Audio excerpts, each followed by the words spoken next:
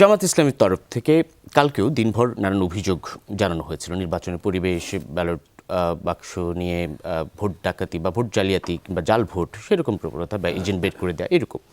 যদিও নির্বাচনকে অর্থবহ তারা বলেছে। আজ সকালবেলা দেশবাসীর উদ্দেশ্যে জামায়াতের ভেরিফাইড ফেসবুক পেজ থেকে একটি পোস্ট দেওয়া হয়, যেখানে বলা হয়েছে সকলকে ধৈর্য ধারণের আহ্বান জানানো হয়েছে এবং জনগণের প্রতি কৃতজ্ঞতাও প্রকাশ করা হচ্ছে। স্বতঃস্ফূর্তভাবে ভোট প্রদান, বেসরকারি ফলাফল ঘোষণায় বারবার অসঙ্গতি ও বানানো তথ্য প্রকাশ, ভোটার উপস্থিতির হার প্রকাশে নির্বাচন কমিশনে অনীহা, প্রশাসনের একটি অংশের বড় একটি দলের প্রতি ঝুঁকে থাকার ইঙ্গিত, এসব ফলাফল প্রক্রিয়ার স্বচ্ছতা নিয়ে গুরুতর প্রশ্ন উত্থাপন করে এবং ধৈর্য ধারণ করার আহ্বান জানিয়ে 11 দলীয় জোটের আনুষ্ঠানিক কর্মসূচির জন্য অপেক্ষা করার আহ্বান জানানো হচ্ছে।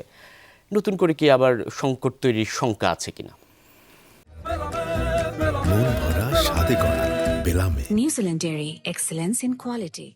এখানে প্রথমে জামাতের প্রেস কনফারেন্সের একটি তথ্য আপনি যেটা বললেন তার মধ্যে বানানো তথ্য প্রকাশ, এইটা নিয়ে আমি একটু জোর দিতে চাই। আর অন্যান্য নির্বাচনে, সাউথ এশিয়ার নির্বাচনের যে প্যাটার্ন, তাতে এ ধরনের ছোটোখাটো সহিংসতা বা বড় সহিংসতাও আমরা নজির দেখি। এটা সাউথ এশিয়ার নির্বাচনের প্যাটার্ন আসলে, যে এখানে টাকা দেওয়া হবে, এখানে উৎকোচ দেওয়া হবে, এখানে সহিংসতা হবে, এখানে খুন হবে, ভোট কেন্দ্র দখল হবে, ভোট জালিয়াতি হবে। এগুলা আমাদের দক্ষিণ এশিয়ার নির্বাচনের একটা প্রবণতা, আসলে কমন, ভেরি কমন। তো আমি প্রথমে ধন্যবাদ জানাই ইন্টারিমকে বা আমার দেশের জনগণকে প্রথমত, যে তারা এই জায়গা থেকে অনেকটাই বেরিয়ে এসেছেন এবারে নির্বাচনের মধ্যে দিয়ে। এইটা একটা পজিটিভ জায়গা আমাদের বাংলাদেশের নির্বাচনী কালচারে। জামাতের আমির যেটা বলছেন বানানো তথ্য প্রকাশ, এই বানানো তথ্য প্রকাশে জামাত ইসলামের মতো এগিয়ে থাকা দল আর বাংলাদেশে নাই। আমরা গত 1 বছরে যেটা দেখেছি, যে জায়গায় যে মনিয়াপা যেটা বললেন যে বিএনপি আলসেমি হোক বা ইয়া হোক, এখানে আমি আলসেমি বলবো না, আসলে বিএনপির এখানে ল্যাকস অফ ক্যাপাবিলিটি। এই যে মানে কি বলে সোশ্যাল মিডিয়া বলি বা ইন্টারনেট ইত্যাদি তথ্য প্রযুক্তির জায়গাটায় যে প্রচারণা, এখন তো বেশিরভাগ প্রচারণাটা হয় কিন্তু তথ্য প্রযুক্তি দিয়ে। এখন আর ওই মানে কি বলে যে এটা যে কনভেনশনাল প্রচার অনেকটাই কমে গেছে।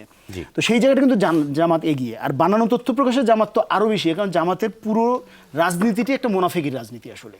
হ্যাঁ, যে কারণে এই জায়গাটা ই করবো। আর আপনি যেটা বললেন যে জামাত আরো সহিংস হয়ে উঠবে কিনা, মানে বা একটা বিশৃঙ্খল অস্থিরতা, এই জায়গাটা আসলে দুটো বিষয় নির্ভর করে। কারণ বাংলাদেশের রাজনীতি তো আসলে বাংলাদেশের মানুষ যতটা নির্ধারণ করে বা বাংলাদেশের রাজনীতিবিদরা যতটা নির্ধারণ করে, তার চাইতে বেশি নির্ধারণ করে আসলে আন্তর্জাতিক মুরব্বীরা। এটা কিন্তু এক্সপিরিয়েন্স আমাদের। সেই জায়গায় আন্তর্জাতিক মুরব্বীরা বিএনপিকে কিভাবে দেখবে আগামীতে বা বিএনপির সাথে কিভাবে ডিল করবে, সেইটার উপরে নির্ভর করছে বিরোধী দল হিসেবে জামাত কিভাবে অ্যাক্ট করবে।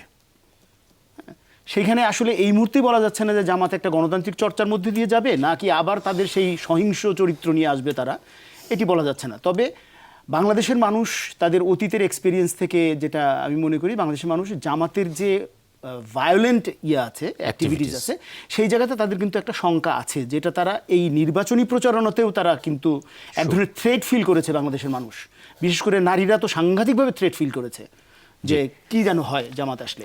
বাকিটা নির্ভর করছে তাদের সমঝোতার উপর বা তাদের আচরণের উপর। অনেক ধন্যবাদ জনাব সেলিম খান।